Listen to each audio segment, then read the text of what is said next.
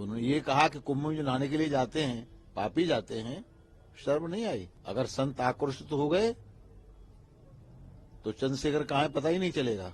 रज्जो, तू यहाँ? तू आज काम पे भी नहीं आई? आज मन्नू की स्कूल की बस लग गई है ना, इसलिए इसको छोड़ने आई थी। स्कूल की बस?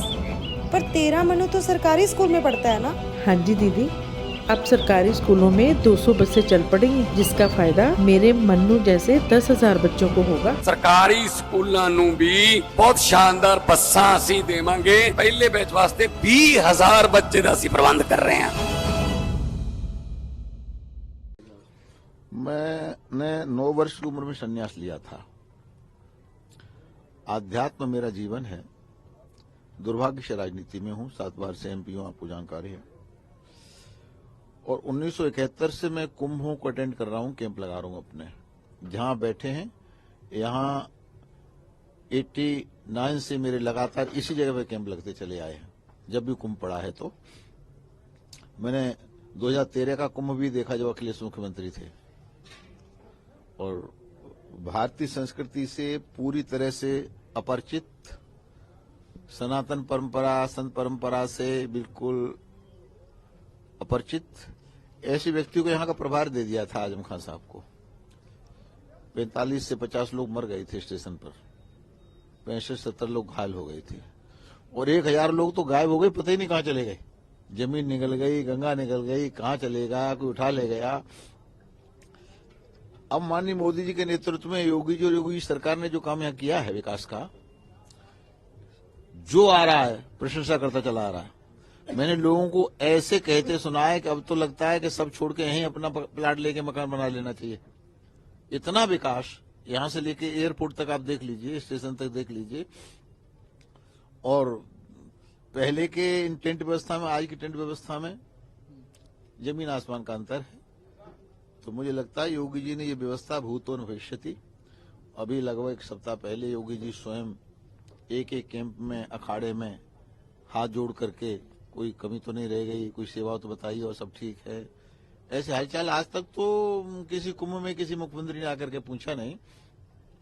तो जितनी भी प्रशंसा की जाए सरकार की, और मुझे लगता है कि ये जो देश का वातावरण एकता का बना है, मोदी जी के प्रधानमंत्री बनने के बाद, योगी जी के मुख्यमंत्री बनने के बाद, अयोध्या में राम मंदिर बन जाने के बाद में जो माहौल बना है, तो पूरा का पूरा राष्ट्र में माहौल पूरा हिंदूमय, राममय, आध्यात्ममय, उसमें जो कुंभ आ गया। तो कुंभ एक ऐसी एकता का संदेश दे रहा है। माननीय मोदी जी ने जो संकल्प लिया है और संकल्प जनता से दिलाया है कि 2047 तक भारत विकसित होगा, तो भारत को विकसित बनाने में एक भूमिका इस कुंभ की भी होगी। एकता का संदेश लेकर लोग यहां से जा रहे हैं और जाएंगे। अखिलेश जी महाकुंभ के अवसर पर उन्होंने भी गंगा स्नान किया, लेकिन वो हरिद्वार में गंगा स्नान किया, उन्होंने सुबह सवेरे किया, उसका फोटो पोस्ट भी किया है उन्होंने। अब उनके बारे में क्या टिप्पणी कर सकता हूं? ये वो लोग हैं, निमंत्रण दो तो निमंत्रण की आवश्यकता नहीं है, न दो तो निमंत्रण दिया नहीं। बहुत कुछ कहने के लिए है पर उस संदर्भ में कुछ कहना नहीं चाहता। तीर्थ स्थल में बैठा हूं, पुण्य कमाने के लिए बैठा हूं, अच्छी बात कहने के लिए बैठा हूं, तो ये टीका टिप्पणी उचित नहीं है। महाराज जी, तमाम टिप्पणियां भी की गई महाकुंभ शुरू होने से पहले ही। चंद्रशेखर की तरफ से कहा गया कि जो पाप करता है उसी को जाने की जरूरत है वहां पर महाकुंभ में स्नान करने के लिए। चंद्रशेखर जो सांसद हैं, चंद्रशेखर जी आजकल सांसद हैं, उनको चंद्रशेखर रावण ऐसे कह के पुकारा जाता है। समय रहते वो हिंदू समाज से और संत समाज से क्षमा मांग लें तो अच्छी बात है।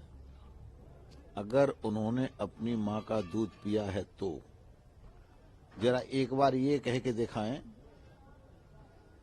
कि हज पर जो मुसलमान जाते हैं वहां पापी जाते हैं। तो उन्होंने ये कहा कि कुंभ में जो नहाने के लिए जाते हैं पापी जाते हैं, शर्म नहीं आई? ये शब्द बोलते उनकी जीभ नहीं गिरी? अगर संत आक्रोशित हो गए तो चंद्रशेखर कहाँ है पता ही नहीं चलेगा। इसलिए इस प्रकार की बचकानी बातें, माहौल को बिगाड़ने की बातें, किसी की आस्था को चोट पहुंचे ये बातें नहीं करनी चाहिए। पूरे संस्कृत सनातन परंपरा साधु समाज का और भक्तों का अपमान किया है। ये निंदनीय उनका व्यवहार है। इस वक्तव्य के लिए चंद्रशेखर रावण को क्षमा मांगनी चाहिए।